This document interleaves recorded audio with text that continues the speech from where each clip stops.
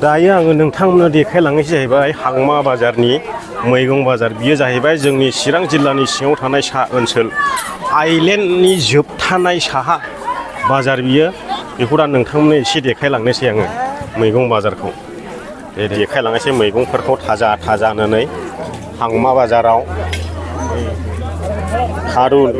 थारुन थाजा 50 केजि 50 थाखा केजिनो बहल सिबुं मा दाम माथाय सिबुङा थफ्ला 10 थाखा ओमफ्राय मुदुफुल बिबार 10 थाखा थफ्ला।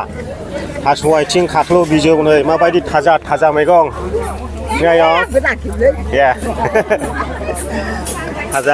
थाजा नै खाख्लौ बिजौ थारुन मुदुफुल बिबार पथल। खाख्लौ बिजौआ बेसे मादै?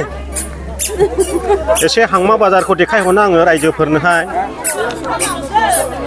ओमफ्राय नै ओरैबो आलु थाजा ना गोरान नै माख्रानि ना मा मादै नाया? बानलुआ बेसे फवा?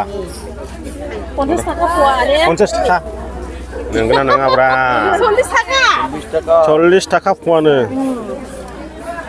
हेल' गाइस नोंना मा दाम ना गोराना बेसे? हा बेसे होनदों? माबा थाइबा। है थगायखो ना माखो? जुना लांजोबनायसो थाइबाबा। दा बेबायदि आरो हांमा बाजारनि मैगं बाजार बियो। ओमफ्राय आलु थाले माखौथ' गिखैलाय? ओमफ्राय नै लकेल माइरं बायदि बेफोरबायदि मुदुफुल बिबार बहल दुदालि गांखं हाब थालिर एवनायनिफ्राय फान्थाव बहल ओमफ्राय थास' बिबारा माने मुथा देरबाय माथो नै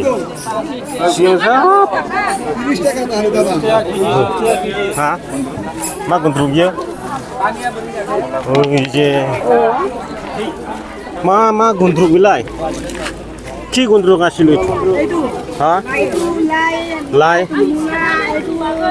सिल्कि बेहर बाब बे सिल्कि माने माइलाय? आच्छा मुला नैबे बेसरनिनो ঠিক আছে नायदो रायजोफोर बेनो जाहैबाय हांमा बाजारनि मैगं बाजार एसे देखायबाय आङो नोंथांमोननोहाय।